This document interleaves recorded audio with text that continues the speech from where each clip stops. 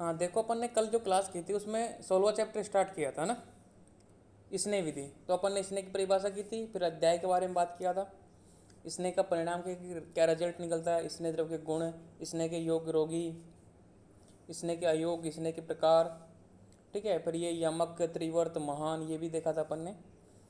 फिर है स्नेह द्रवों के कर्म, स्नेह के अनुसार योग्य व्यक्ति, घृत का, तेल का, वसा का, मज्जा का, ये सब अपन ने देख लिया था। अब करेंगे अपन स्नेहन विधि, कि भाई कैसे, किस तरीके से स्नेह करवाते हो आप, कितना देना है, कितना खिलाना है, कैसे खिलाना है, क्या क्या ध्यान रखना है, वो सारी चीज़ें अपन देखेंगे अब। तो स्नेहन विधि, स्नेह को अन्न के साथ मिलाकर, मतलब जब रोटी खाते हो ना, दाल रोटी कुछ भी आप खाना खाते हो तो उसमें मिला लो। जैसे अपन दलिया बनाते हैं ना घी उसमें, तो उसमें घी डाल लो। तो स्नेह को अन्न के साथ मिलाकर अभ्यंग करो, तेल से अभ्यंग करो, घी से अभ्यंग करो। तो अभ्यंग के बस्ती, नस्य, अंजन। बस्ती क्या होती है, मतलब जो एनिमट लगाते हैं ना, इस तरीके से। नस से अपनी जो नोस्ट्रिल है नाकों की, उसमें तेल की बूंदें डालना। अंजन, अंजन एक तरीके से अपन अंजन लगाते हैं ना आंखों में, इस तरीके से। गंडूस, मुंह में तेल को भरना। ठीक है। सिर, कान, नेत्र का तर्पण, सिर में सिरोवस्ती करते हैं, कान में भी है ना, कान में भी तेल भरते हैं, कान को तेल से पूरित कर देते हैं, मतलब भर देते हैं। और नेत्र का तर्पण, और आंखों को तर्पित करते हैं। तर्पण अगला चैप्टर आएगा, चैप्टर नंबर 23, तर्पण। तो उसमें अपन पढ़ेंगे तर्पण कैसे होता है, क्या क्या सावधान रखते हैं। तो ये बताया तरीका कि आप स्नेहन कैसे कैसे कर सकते हो, कि स्नेह को भोजन के साथ मिलाकर खा सकते हो, अभ्यंग से, बस्ती से, नस से, अंजन से, गंडूस से, सिर से, कान और नेत्र से। इन सब से आप स्नेह को स्नेहन कर सकते हो, मतलब ये सारी विधियां हैं एक तरीके से। इन विधियों से शरीर में स्नेहन किया जा सकता है। तो कोई पूछे आपसे कि भाई स्नेह कैसे करना है, तो भाई स्नेह को पिला दो, या तो उसको रोटी के साथ खिलाओ, घी ज़्यादा, मतलब कहते हैं ना चुपड़ी रोटी खिलाओ, उसको घी ज़्यादा खिलाओ, दाल में घी मिला दो। तो स्नेह ऐसे, मतलब ऐसे आपको उसको तेल, घी, वसा, मज्जा ऐसे खिलाना है।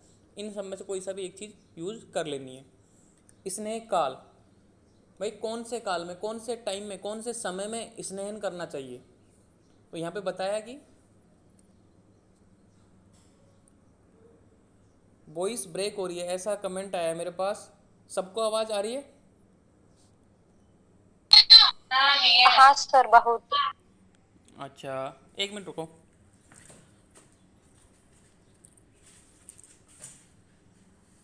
ओके,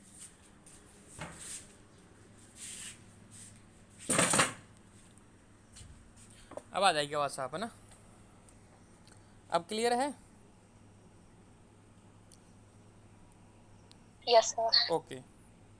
अब देखो, ये है स्नेह काल। स्नेह काल का मीनिंग है कि कब व्यक्ति को, मतलब कौन से टाइम पे स्नेहन कराना चाहिए, कौन से टाइम पे, कौन सी ऋतु में उसको स्नेहन कराना चाहिए। तो यहाँ पे एक आता है जो श्लोक में लिखा है, प्रावर्त ऋतु। प्रावर्त ऋतु अपन ने पढ़ी थी, तो वो वर्षा ऋतु के साथ में ही संबंधित है, मतलब वर्षा से थोड़ी सी पहले आती है। जैसे मैंने बताया था ना, दक्षिण भारत में और उत्तर भारत में, उत्तर भारत में सर्दी ज़्यादा पड़ती है, इसलिए शिशिर की, वहाँ पे सर्दियों की दो ऋतु होती हैं, एक तो हेमंत और एक शिशिर। और जो दक्षिण भारत है वहाँ पे क्या होती है, वर्षा ज़्यादा होती है, इसलिए वहाँ पे वर्षा की दो ऋतु हैं, प्रावट और वर्षा। ठीक है। तो जिस तरीके से हेमंत और शिशिर हैं सर्दियों की, इस तरीके से प्रावट और वर्षा ऋतु हैं। तो ये क्लियर है, डाउट मत रखना इस चीज़ को भी, कौन सी ऋतु आ गई प्रावट। मैंने बताया था चैप्टर नंबर 3 में ऋतुचर्या में, उसमें अच्छी तरीके से बताया था। तो प्रावट ऋतु में, मतलब रेनी सीजन में, तेल से आपको, अगर आपको इस टाइम पे, मतलब रेनी सीजन मतलब जो प्रावट ऋतु है उस समय अगर आपको वो करना है स्नेहन किसी रोगी का, तो आपको तेल की सहायता से करना है, ये इंडिकेशन है। ठीक है, आचार्य भागवत का। वर्षा के अंत में अर्थात शरद ऋतु में किससे करना है, घी से करना है। और वसंत ऋतु में वसा व मज्जा से करना है। ऐसा क्यों बोला गया है कि भाई तेल से ही क्यों, घी से ही क्यों, और वसा और मज्जा से ही क्यों। देखो, प्रावर्त ऋतु में क्या होता है, आपको पता होता है कि भाई जो प्रावर्त ऋतु कब आती है, पहले ये बताओ, ग्रीष्म के बाद आती है। तो ग्रीष्म में क्या हुआ था, बात का संचय हुआ था, तो बात का प्रकोप ना हो इसलिए तेल का। और वर्षा के अंत में अर्थात शरद ऋतु में घी से क्यों, क्योंकि आपको पता है वर्षा में किसका संचय होता है, पित्त का। और शरद में क्या होता है, पित्त का प्रकोप होता है, तो उसको शांत करने के लिए घृत का। और वसंत ऋतु में वसा और मज्जा का, क्योंकि एक तरीके से घी और तेल तो तुरंत वो होते हैं, एक तरीके से पिघल के हुए होते हैं, ये थोड़ा वो होता है, टाइट होता है। तो इसमें क्या होता है, कफ का प्रकोप होता है। बसंत ऋतु में कफ का प्रकोप होता है, आपको पता है ना। और ये वसा और मज्जा क्या करेगी, एक तरीके से टाइट रहती है, मतलब वो कप का अवरोध करने में कम अवरोध करेगी, करेगी तो सही लेकिन कम अवरोध करेगी, और सूर्य का प्रकाश को सहन कर लेती है। तो यहाँ पे लिखा हुआ है नीचे, साधारण ऋतु में स्नेह प्रयोग दिन में जब सूर्य निर्मल हो तब करना चाहिए। साधारण ऋतु, साधारण ऋतु का मीनिंग है कि ना तो ज़्यादा गर्मी हो, ना ज़्यादा सर्दी हो, ना ज़्यादा बरसात हो। तो कौन कौन सी हैं, प्रावट ऋतु, शरद ऋतु और बसंत ऋतु, ये तीनों ऋतुओं को साधारण ऋतु बोला जाता है। क्वेश्चन आएगा कि साधारण ऋतु को, जब ऋतुचर्या में भी आ सकता है क्वेश्चन कि साधारण ऋतु को समझाइए, तो साधारण ऋतु का मीनिंग कौन कौन सी हैं, जहाँ ना ज़्यादा गर्मी होती है, ना ज़्यादा बरसात होती है, ना ज़्यादा सर्दी होती है। तो वसंत, वर्षा और प्रावट ये तीनों साधारण ऋतु कहलाती हैं। तो साधारण ऋतु में स्नेह प्रयोग दिन में और जब सूर्य निर्मल हो तब करना चाहिए। कहने का मतलब है कि सुबह प्रातःकाल इनका स्नेहन करना चाहिए। सूर्य निर्मल या फिर संध्या के टाइम पे, मतलब जब 4 बजे का टाइम या 5 बजे का टाइम है, सूर्य का प्रकाश थोड़ा निर्मल हो, मतलब एक तरीके से ऐसा नहीं कि गर्मी पड़ रही है बहुत ज़्यादा उस समय सिर पे सूर्य हो, ऐसा नहीं। सुबह के टाइम या संध्या के टाइम पे स्नान करना चाहिए। विशेष अवस्था, अत्यधिक स्थिति मतलब इमरजेंसी। देखो इमरजेंसी का वर्णन है आयुर्वेदा में। बहुत से बोलते हैं कि आयुर्वेदा में इमरजेंसी का ट्रीटमेंट नहीं है, ट्रीटमेंट हर का है, लेकिन नष्ट कर दिए ग्रंथ, अपन को पढ़ने को ही नहीं मिले। तो ये बोला कि विशेष अवस्था मतलब अत्यधिक स्थिति, इमरजेंसी। इमरजेंसी भी तो आती है ना, किसी भी कोई भी हो गया इमरजेंसी। तो इमरजेंसी में शीतकाल में तेल का प्रयोग दिन में और ग्रीष्म में रात को प्रयुक्त कर सकते हैं। कहने का मीनिंग ये है कि भाई जब इमरजेंसी है, आपको मान लो कि भाई इस पंचकर्मा करवाना है, ऋतु नहीं चल रही साधारण, उसके अलावा अन्य ऋतु चल रही हैं, जैसे भयंकर सर्दी चल रही है, भयंकर गर्मी चल रही है, मतलब ग्रीष्म ऋतु चल रही है और शिशिर ऋतु चल रही है, तब आपको ये बोला कि विशेष अवस्था है अत्यधिक स्थिति में शीतकाल में तेल का प्रयोग करें, वो भी दिन में करना है, और ग्रीष्म में घी का प्रयोग करेंगे। घी नहीं लिखा मैंने, गलती से रह गया इसमें। तो ग्रीष्म में घृत का रात को प्रयोग करते हैं, मतलब ग्रीष्म गर्मियों में घी का प्रयोग करना है रात के समय। मैं यहाँ पे लिखना भूल गया घृत, तो मैं घृत लिख दूंगा, इसको मैं एडिट कर दूंगा, ठीक है। तो ग्रीष्म में घृत का रात को प्रयोग कर सकते हैं। ये इंडिकेशन है आपको, जब मान लो सर्दियों में स्नान कराना है किसी का, गर्मियों में स्नान कराना है, तो इस तरीके से स्नान कराना है। अगर आप इन नियमों का क्या करेंगे, मतलब फॉलो नहीं करोगे, कुछ कॉम्प्लिकेशन करोगे, तो स्नेह व्यापत हो जाएंगे, मतलब स्नेह से उत्पन्न होने वाले रोग, वो अपन आगे पढ़ेंगे थोड़ी देर बाद में कि स्नेह से उत्पन्न होने वाले रोग को क्या बोलते हैं, स्नेह व्यापत। तो ये नियम है, रेगुलेशन है, मतलब फॉर्मूला है, तो आपको ये याद रखना है। स्नेह मात्रा, अब ये देखो स्नेह मात्रा का मीनिंग क्या है, एक तरीके से ये रूल है, आपको इसको फॉलो करना है, एक गाइडलाइन है स्नेह इन विधि की, मतलब स्नेह काल इतना होना, स्नेह काल मतलब इस समय करना चाहिए। अब स्नेह मात्रा देखो, स्नेह की त्रिविध मात्रा बताइए, आचार्य वाघभट्ट ने स्नेह की त्रिविध मात्रा बताई है। कौन सी, हीन मात्रा, मध्यम मात्रा, उत्तम मात्रा। तो हीन मात्रा क्या है, 2 याम में जीर्ण, मध्य मात्रा क्या है, 4 याम में जीर्ण, और उत्तम मात्रा क्या है, 8 याम में जीर्ण। अब इसको समझो, हीन मात्रा यानी सबसे कम, 2 याम, याम यानी क्या होता है, 1 याम बराबर 3 और, मतलब 2 यानी 6 ओवर्स, तो 6 ओवर्स में जीर्ण यानी पचना, जो ऐसी मात्रा स्नेह की जो 6 घंटे में पच जाए, ठीक है, उसको बोलते हैं हीन मात्रा। कि अपन ने इतना स्नेह पिलाया उसको, इतना स्नेह खिलाया, इतना घी या तेल पिलाया उसको कि वो 6 घंटे में पच गया। 2 याम यानी 6 घंटे, 1 याम बराबर 3 हार्स होता है, तो 2 याम बराबर 6, जीर्ण यानी पचना, तो 6 ओवर्स में पच गया। तो ये अगर आपको हीन मात्रा खिलानी है किसी व्यक्ति को, इतना स्नेह पिलाना है, तो क्या करेगा, व्रण हेतु प्रयोग, किसी को तरोताज़ा करेगा, मोटा करेगा, उसको अष्टपुष्ट करेगा, उसके धातुओं की पुष्टि करेगा। व्रण हेतु प्रयोग कैसे करना है, इसको अन्न के साथ मिलाकर, तो अन्न के साथ मिलाकर, क्योंकि भोजन 6 घंटे में पच जाता है आपको पता है, तो अन्न के साथ मिलाकर उसको खिलाओ। मान लो कोई कमज़ोर व्यक्ति है ना, तो उसको इतनी मात्रा दो कि वो 6 घंटे में पच जाए। व्रण हेतु, और ये उपयोग क्या होता है उसका, तरोताज़ा करने के लिए, व्रण करने के लिए, ठीक है, स्थूल पुष्टि करने के लिए, धातुओं को बढ़ाने के लिए, ये होती है हीन मात्रा। मध्यम मात्रा क्या होता है, 4 याम में जीर्ण। अब 4 दूनी 4 तिया 12, मतलब 1 याम बराबर 3 हॉर्स, तो 12 घंटे में जो पचता है ना, इतना इसने पिलाया उसको कि वो 12 घंटे में पचेगा। वो क्या करेगा, समन हेतु प्रयोग। समन क्या करेगा, रोगों का समन करेगा, ठीक है, जितना भी डिजीज है, मतलब भूख, यहाँ पे लिखा है कि भूख लगने पर। तो ये कब खिलाना है आपको, मध्यम मात्रा कब देनी है व्यक्ति को, जब भूख लगे, ठीक है। तो ये क्या करेगा, समन हेतु, मतलब रोगों के समन में, जब रोगों का समन करना हो ना, तब आपको मध्यम मात्रा खिलानी है उसको। उत्तम मात्रा, उत्तम यानी 8 याम में जीर्ण, 8 तिया 24, मतलब 24 और मतलब एक दिन और एक रात में जो पचे, जीर्ण यानी पचना, ठीक है। तो 8 याम में जीर्ण शोधन हेतु प्रयोग।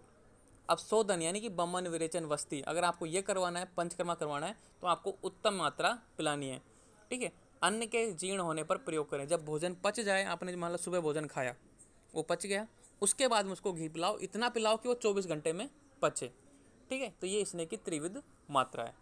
क्लियर है। क्वेश्चन आ जाता है छोटा छोटा कि स्नेह की मात्रा पे टिप्पणी लिखो, स्नेह काल पे टिप्पणी लिखो, ये सब स्नेह की विधि चल रही है। ये पूरा एक क्वेश्चन आएगा, स्नेह विधि को विस्तार से बताइए। तो स्नेह विधि, स्नेह काल, स्नेह मात्रा, ये एक तरीके से रूल चल रहे हैं।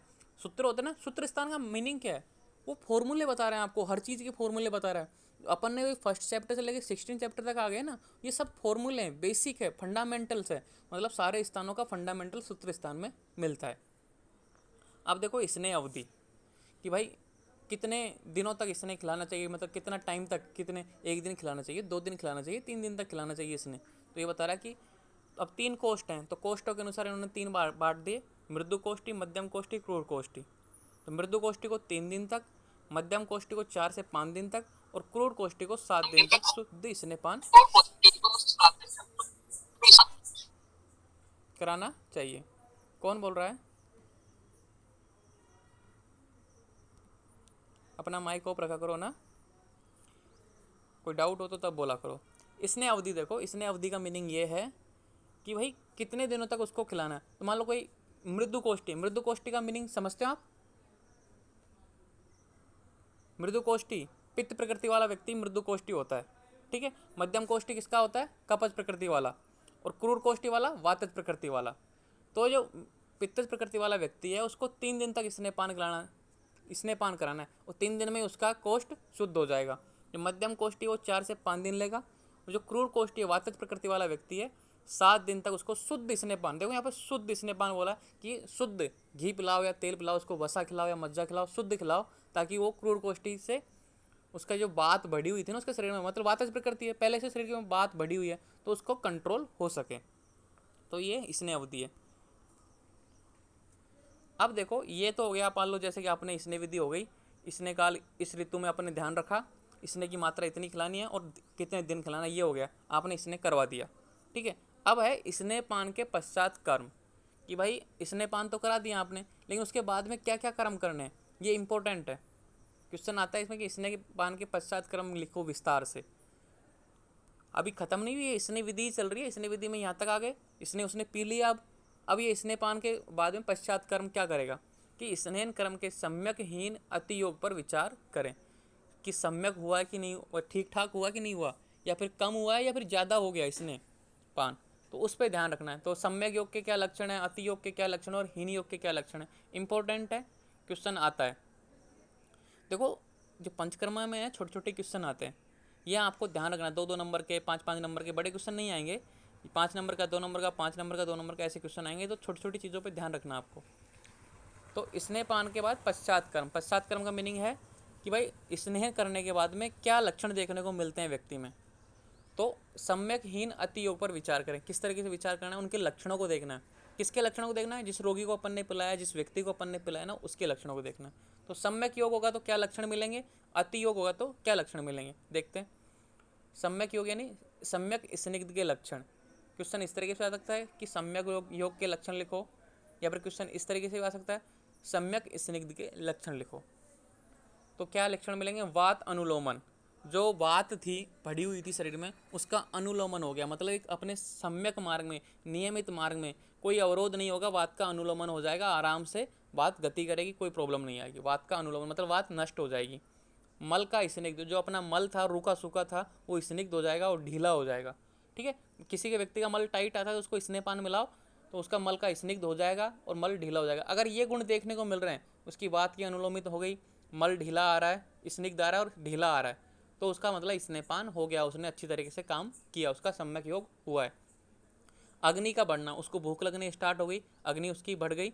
और इसने से द्वेष होना, इसने से द्वेष होने का मतलब उसका मन भर गया उससे, और उसको पिलाएंगे भाई घी पी ले, नहीं मेरा मेरा मन नहीं कर रहा, मेरा वो मतलब वो किसी गाने को अपन 5 से 7 दिन तक लगातार सुनते, तो वो बोलते ना कितना, जैसे ये समय चल रहा है ना बचपन का प्यार, उसको इतना सुन लिया कि वो पका देता है थोड़ी देर में, कोई अरे उसको बंद करो, वैसे ये होता है इसने से द्वेष होना, कि उसको 7 दिन या 5 दिन या 3 दिन जितना ही पिलाया था वो स्नेहित हो गया, तृप्त हो गया उस चीज़ से, उसके बाद में उसको स्नेह दोगे तो द्वेष करेगा, अरुचि करेगा, मतलब स्नेह पान में अरुचि, कहने का मतलब उसका अच्छा नहीं लगेगा, ठीक है नहीं मेरे को नहीं पीना, मुझे नहीं खाना। तो ये गुण देखने को मिलते हैं। तो मान लो कि सम्यक योग हुआ, मतलब ठीक ठाक हो गया, बेस्ट हो गया, स्नेहपान जैसा अपन करवाना चाहते थे वैसा का वैसा हो गया, ये लक्षण है। अब अति योग, मान लो कि ज़्यादा हो गया तो क्या लक्षण मिलेंगे? अति स्निग्ध के लक्षण, कि ज़्यादा स्निग्ध हो गया, अपन को नॉर्मल करना था लेकिन अपन ने कंट्रोल नहीं किया, उसको ज़्यादा खिला दिया, ज़्यादा स्नेह दे दिया, तो क्या लक्षण मिलेंगे? पांडुता, शरीर में पीलापन हो जाएगा, ठीक है, शरीर में पीलापन हो जाएगा, पूरी शरीर जैसे आंखें पीली हो जाएंगी, उसके हाथ पैर पीले हो जाएंगे। नाक मुख गुदा द्वार से स्राव, किसका? स्नेह का। जैसा अपन ने स्नेह उसको खिलाया है पिलाया है, वो अन्य नाकों से, कान से, गुदा से। कोई व्यक्ति घी पी लेता है ज़्यादा, किसी ने मान लो कि शर्त में, ऐसे गाँव में शर्त लग जाती है, घी पी लेते हैं, तो गुदा मार्ग से उसका घी बाहर आ जाता है, क्योंकि वो ज़्यादा अति हो गया। अति योग, तो नाक मुख गुदा द्वार से स्राव, मतलब सीक्रेशन हो रहा है, किसका? स्नेह का सीक्रेशन हो रहा है। अगर ऐसी कंडीशन आ जाए ना तो समझ जाओ, पेशेंट बोलेगा डॉक्टर साहब मेरे को तो ये प्रॉब्लम आ रही है, तो आप समझ जाओ कि उसने अति योग कर लिया, उसने मतलब ज़रूरत से ज़्यादा सेवन कर लिया। क्लियर? अब देखो हीन योग, हीन स्निग्ध के लक्षण, मान लो कि जितना अपन करवाना चाहते थे उतना हुआ ही नहीं, उसने सेवन ही नहीं किया, या फिर कोई कमी आ गई, ठीक तरीके से नहीं किया, प्रॉपर तरीके से नहीं किया, तो सम्यक योग के विपरीत लक्षण देखने को मिलता है। तो सम्यक योग के लक्षण क्या थे? वात अनुलोमन, तो वात का अनुलोमन नहीं होगा। मल का स्निग्ध, तो मल का स्निग्ध नहीं होगा, मल टाइट ही रहेगा, मतलब टाइट, ढीला की जगह टाइट रहेगा।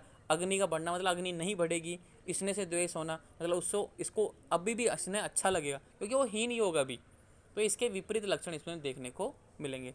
क्लियर? अब आगे बढ़ते हैं। एक और आता है मिथ्या योग, मिथ्या स्निग्ध के लक्षण, इंपॉर्टेंट है ये स्पेसिफिक ही आता है कि मिथ्या योग क्या होता है।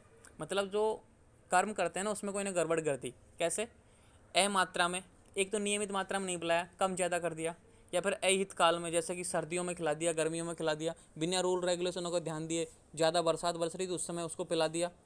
तो यहाँ पे पहले ही बता दिया था कौन सी ऋतु में करना है, साधारण ऋतु में, और आपने इन नियमों का पालन नहीं किया, अमात्रा में पिला दिया, अहित काल में, मिथ्या आहार विहार के साथ, कि ऐसा भोजन जिसके साथ आपको घी मिलाना ही नहीं था, विरुद्ध आहार बना के उसको खिला दिया, ठीक है, जैसे शहद में घी मिला देते हैं समान मात्रा में, तो विरुद्ध आहार हो जाता है ना, इस तरीके से। तो मिथ्या आहार विहार के साथ जो स्नेहपान किया जाता है उससे क्या होता है? सोप, ओडिमा, सूजन हो जाती है पूरी बॉडी में, अर्श, पाइल्स हो जाते हैं, तंद्रा, ठीक है, स्तंभता, बेहोशी, कंडू, कुष्ठ, ज्वर, शूल, आना, भ्रम आदि रोग उत्पन्न होते हैं। तो ये रोग पैदा हो जाते हैं, कौन कौन से? सोप, ओडिमा हो जाता है, मतलब सूजन, अर्श एंड पाइल्स, तंद्रा तो आप जानते हो ना, एकदम से अंगड़ाई टाइप की नींद में रहता है व्यक्ति, एकदम तंद्रा युक्त। स्तंभता, मतलब एकदम शरीर स्टिफनेस हो जाएगा, एकदम कड़क हो जाएगा। बेहोशी, व्यक्ति बेहोश भी हो सकता है। कंडू, खुजली हो जाएगी। कुष्ठ, त्वचा संबंधी विकार, कुष्ठ आप जानते हो। ज्वर यानी बुखार, सूल यानी दर्द, आना यानी पेट में गैस की गड़बड़, कि आफरा टाइप की स्थिति हो जाती है। भ्रम यानी चक्कर आने लग जाते हैं, आदि रोग उत्पन्न हो जाते हैं। जब ये रोग स्नेहपान से उत्पन्न होता था, इसलिए इन्हें स्नेह व्यापद कहते हैं। इंपॉर्टेंट है, स्नेह व्यापद किसे कहते हैं? कि स्नेहपान के मिथ्या योग से जो रोग उत्पन्न होते हैं उन्हें स्नेह व्यापद कहते हैं। तो ये आपको लिखना कि अमात्रा में, अहित काल में की को मिथ्या आहार विहार के साथ जो स्नेहपान किया जाता है उससे उत्पन्न होने वाले रोग, सोप, अर्श, तंद्रा, स्तब्धता, बेहोशी, कंडू, कुष्ठ, ज्वर, शूल, आना, भ्रम, इनमें से जो भी आपको याद हो जाए 4 से 5, उन्हीं को स्नेह व्यापद कहते हैं। ये आपको ध्यान रखना तो इंपॉर्टेंट है। स्नेह व्यापद किसे कहते हैं? मिथ्या योग की वजह से उत्पन्न होने वाले रोगों को स्नेह व्यापद कहते हैं। कैसे भी परिभाषा बना सकते हो आप, कैसे भी इसको लिख सकते हो, बस आपको आना चाहिए, बेसिक आना चाहिए, ठीक है। अब आगे देखो, स्नेह व्यापद चिकित्सा। अभी मान लो स्नेह व्यापद हो गया, आपके पास आपको कोई पेशेंट था, कोई रोगी था, उसने ध्यान नहीं दिया, अमात्रा में, घर पे बहुत से लापरवाह होते हैं पेशेंट रोगी, तो उसको स्नेह व्यापद हो गया।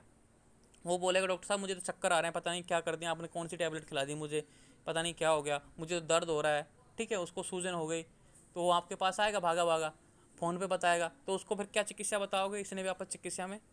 उसको बोलो कि भाई कुछ मत खा, भूखा रहे, प्यासा रहना, उसको बोल कि प्यासा रहे, ठीक है। बमन कर, या कि उल्टी करने की कोशिश कर, नमक का पानी पी, उल्टी कर दे।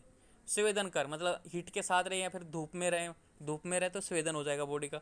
रुक्षपान, रुक्षपान मतलब ऐसा भोजन करना जिससे रुक्षता है, जौ का सेवन। रुक्ष भोजन मतलब रूखा सूखा, बिल्कुल घी को हाथ मत लगाए, तू छोड़ दे, तेल को हाथ मत लगाए, रूखा सूखा भोजन खा। विरुक्षण कर्म, मतलब विरुक्षण कर्म का मतलब कि वो कर्म जिससे कि शरीर में रुक्षता उत्पन्न हो, जैसे कि वही है भूखा प्यासा वर्मन स्वेदन, ये सबसे विरुक्षण कर्म में इंक्लूड हो जाते हैं। त्रक्कारिष्ट, ये एक तरीके से योग है। त्रक्कारिष्ट मतलब छाछ का योग है, ठीक है। तो छाछ का सेवन। गौमूत्र, गौमूत्र का सेवन। पीपली, पीपली का सेवन। जौ का सेवन, त्रिफला, गुगलू आदि से इसने व्यापद नष्ट हो जाते हैं। अगर इनका पीपली का, जौ का, त्रिफला का, गुगलू इनका सिस्टमेटिक तरीके से यूज करोगे तो ये जितने भी रोग पैदा होते हैं शांत हो जाएंगे। अगर ये स्नेह की वजह से हुए हैं तो ऑटोमेटिकली इनका सेवन करने से शांत हो जाते हैं। तो ये नॉर्मली चिकित्सा बताइए।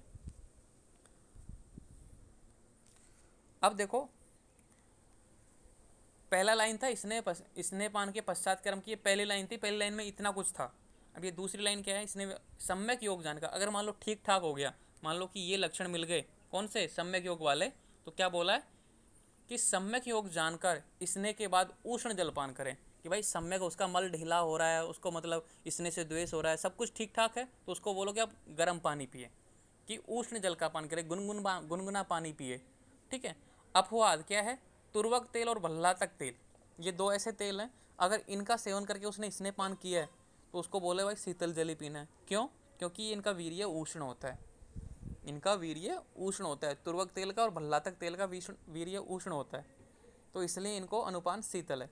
ये दोनों, दोनों तेलों से अगर स्नेह पान किया है उसने, इन दोनों तेलों से अगर उसने मतलब अपना स्नेह किया है तो उसको बोलेंगे ठंडा पानी पीना है, नहीं तो बाकी सबको उष्ण जल पीना है। क्लियर?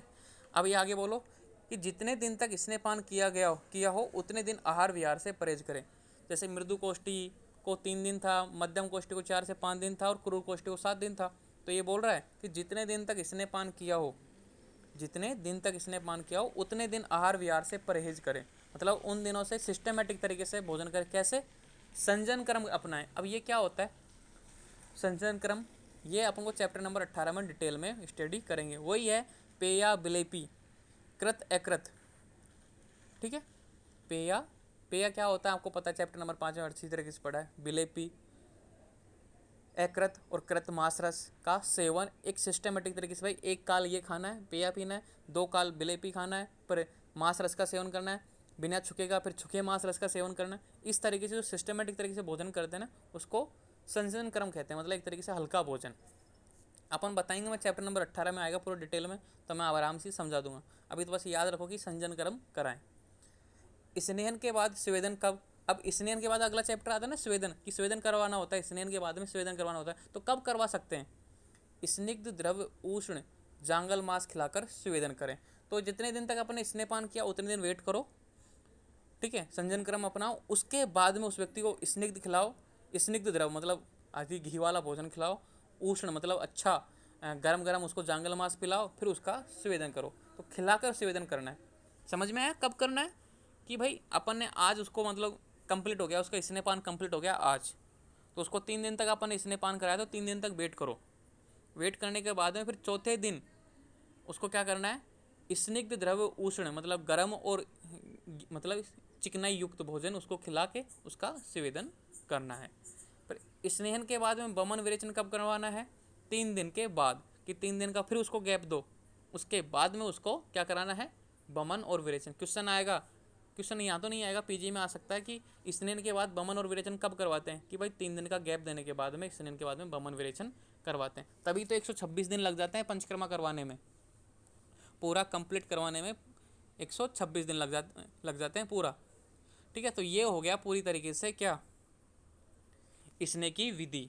तो यहाँ से स्टार्ट हुई थी, क्वेश्चन आया ना स्नेह की विधि को सही विस्तार से वर्णन करो, तो ये आपको सब लिखना है, यहाँ से लेके यहाँ तक नहीं, लेकिन इसमें छोटे छोटे क्वेश्चन बनते हैं। स्नेह व्यापक चिकित्सा, स्नेह व्यापक किसे कहते हैं, ये सारी चीज़ें।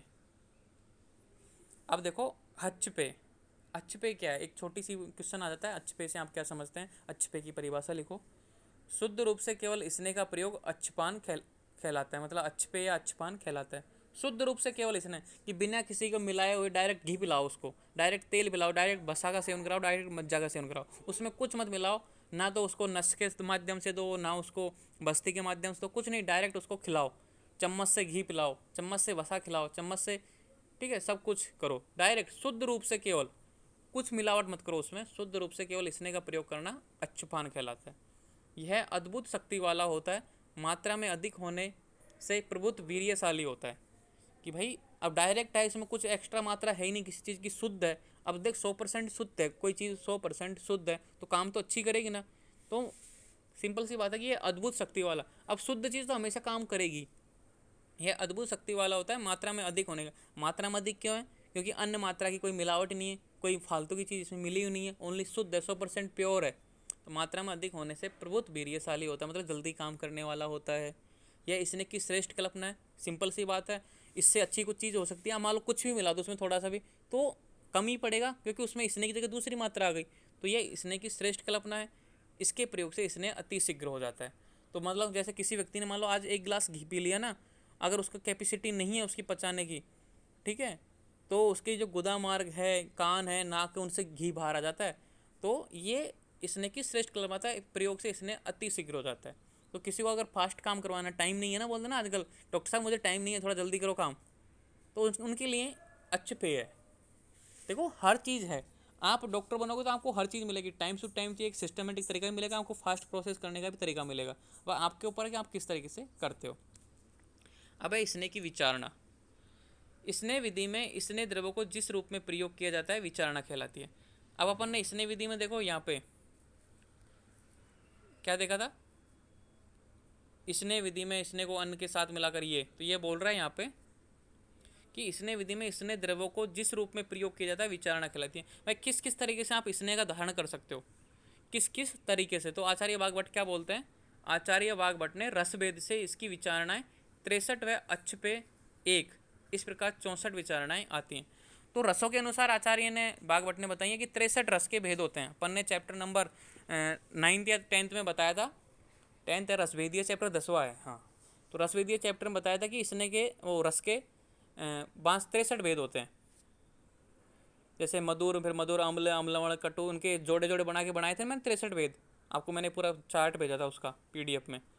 तो 63 भेद, जैसे कि मधुर के साथ इसने मिला दिया, फिर मधुर अम्ल के साथ इसने मिला दिया, इस तरीके से 63 भेद बनते हैं। तो आचार्य वाग्भट ने रस भेद से इनकी विचारणाएं 63 व अच्छ पे मतलब शुद्ध, इसने एक अच्छ पे भी तो हो गया, ये तो हो गया रस के साथ, ये हो गया मतलब शुद्ध, तो अच्छ पे, इस प्रकार 64 विचारणाएं आती हैं। मतलब 64 विचारणाएं बताएं, 64 तरीके से आप इसने का सेवन कर सकते हो। आचार्य चरक ने 24 विचारणाएं बताई हैं, जैसे यूस और बिलेसी।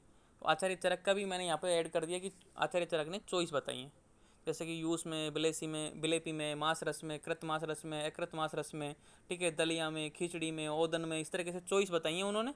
तो यहाँ पे 2 एग्जाम्पल दिए कि यूस बिलेसी में मिला के अपन घी खाते हैं ना, ऐसे इस तरीके से इन्होंने 24 बताई हैं।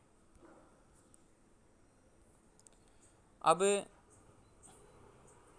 इम्पोर्टेंट नोट्स है तो ये मैं आपको बताऊंगा, चलो कर लेते हैं फिर। चलो एक बार ऐसे करो, ज्वाइन हो जाओ दोबारा, नहीं तो ये बीच में डिसमिस हो जाएगा, ठीक है, दोबारा से ज्वाइन हो जाइए।